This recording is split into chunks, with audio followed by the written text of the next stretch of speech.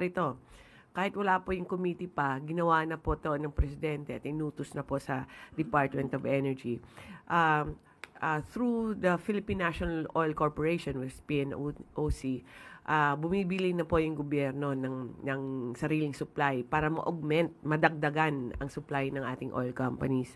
In fact, ang kabuuang 165 million liters po ang ina-acquire ng PNOC. 300 ang target nito kasi is 318 million liters, 2 million barrels. So sa ngayon po, ang na-order at siguradong darating is 165 million, which will come from Malaysia, Singapore, India, Oman, at Singapore also. So marami pong ibang bansa ang kukunan natin dito, hindi lang po galing po sa Middle East, para hindi po tayo dependent sa Middle East or sa Strait of Hormuz. At on the other hand, ang ating mga oil companies are also exploring. Kaya po napakaganda po ng numero natin on our stocks, which is 50 days.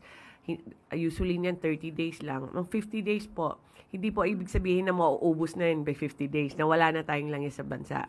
Hindi po gumagala yung 50 kasi po, nagkukonsumo, bumibili yung tao, nagdadrive po tayo, at ginagamit, pero may dumarating po ng mga bagong stocks, replenishment. So, this has been accomplished already. May system na kami with the oil companies. Pag may problema po sila, sinusumbong po namin sa ating mga taga-Department of Foreign Affairs at sila po kumakausap sa mga ambassadors, so they can help to make sure na yung mga orders ng oil companies at PNOC at dumarating. Ito po yung whole of government approach. Ang second po is anong impacto nito sa kuryente natin. So, sa ngayon po, reportedly, Meralco and all the other all the other electric cooperatives, very minimally increase. Meron pong increase, pero hindi po 5 piso, 9 pesos, or 20 pesos. Hindi po pareho po sa pag-increase ng diesel. The increase is in centavos, siguro mga 40 centavos, 30 centavos. Dahil po nag-increase ang presyo ng coal, nag-increase yung presyo ng transportation, pero para po hindi tayo po masobran ng epekto ng diesel sa electricity natin, we have suspended the rules para po dumami po yung coal na mas mura, kumonti po yung mahal na fuel tulad ng LNG, at dinagdagan po natin yung mga operating na renewable energy. In April alone, in advance po namin yung completion, at pasalamat po sa mga generation companies natin, mga 1,400 megawatts po ang na-advance natin. Instead po sa December pa sila mag-operate, pina-advance natin kasi tinulungan natin sa permitting. Ang 1,400 megawatts is good enough to energize 1.1 million households. So laking tulong po yan. Kaya po, with the whole of government approach, we have avoided a sharp increase on the cost of electricity. Ang next po na major task namin is the energy conservation. Kahit po sabihin po natin na 50 days po yung fuel natin, pero kung nag-hoard tayo at hindi pa rin tayo nagko-conserve, baka ma-shorten yan. Kaya kailangan po mag-conserve po tayo. Kung pwede lang po, kaya po nung umpisan may Earth Hour tayo. Ang suggestion namin every week may Earth Hour para aware tayo that we have to save energy, because we can control our consumption, pero hindi natin makontrol ang Israel at US. Kung may sasabihin sila or may ginawa sila or may missile sila pinalipad, hindi natin kontrolado po ang presyo. Pero ang kontrolado po natin is our consumption, and that can help our country talaga. Kung mas konting consumption natin, mas secure po ang bansa natin. Na sigurado tayo, itong 50 days na to na stock natin, it will be enough for the whole country to move ang economic activity natin continuous pa rin.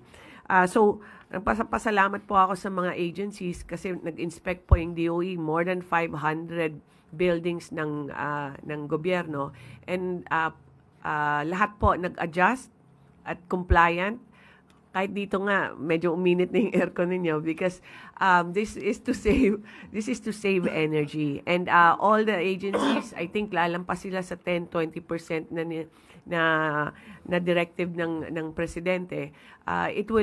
We will save more, and I think maganda po ito na activity kasi we will save energy, we will save diesel, we save oil, But at the same time, we can even use the savings so that marami pa pong matutulungan yung gobyerno. So, at ang kahuli-hulihan po, isa pa po na topic po is the consumer protection. Bantay po ang DOE sa mga gas stations natin tsaka oil companies, making sure na wala silang hoarding tsaka profiteering. So, marami na kaming inisyu ng mga directives because of the EO na inisyu ng presidente na bantayan itong mga to. With the emergency powers, meron na po kaming additional power over our oil companies and our gas stations. So, ngayon po, sa tulong po ng PNP tsaka yung mga LGUs natin, mga mayors natin, kumukonti na po yung nag-hoarding at profiteering, and we have a more stable supply na rin po sa mga gas stations natin. The same way po sa mga oil companies natin, every week po pinapareport sila kung ano yung price adjustment nila, ano yung reason nila, and we have in fact coordinated with the Philippine Competition PCC, Philippine Competition Commission, na para to check the behavior of oil companies, kung meron bang cartelization or merong paglabag po ng ating mga rules on profiteering. So far pa naman, these are all under investigation or under observation, para lang po na mabantayan ng maigi. I'm not saying that there are parties that are guilty of this, pero maganda na po yan na meron tayong bantay, nandyan yung DOE, nandyan yung PCC, nandyan po yung ating mga enforcement agencies to make sure that this does not happen. So, pasalamat po ako na actually na-discuss to sa Kongreso para we need to improve our system kung gusto natin po mas nababantayan po ang ating mga stakeholders.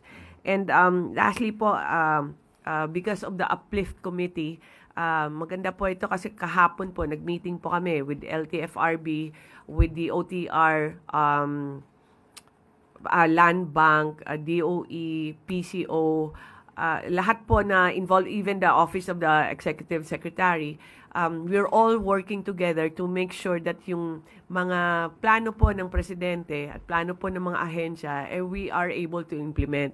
For example po, itong na-mention ng presidente na 10 pesos discount or subsidy sa mga jeepney drivers pag bumibili sila ng diesel. So, ito po, talagang hindi po madaling trabaho to kasi hundreds of mga 200,000 yata ang jeepney natin or 300,000. Malaki po, kahit sa Metro Manila po. So we will start with Metro Manila and then later po mag-expand po sa the rest of the country. But this is what we call not just a whole of government but a whole of nation approach, because even today po, habang nandito po tayo,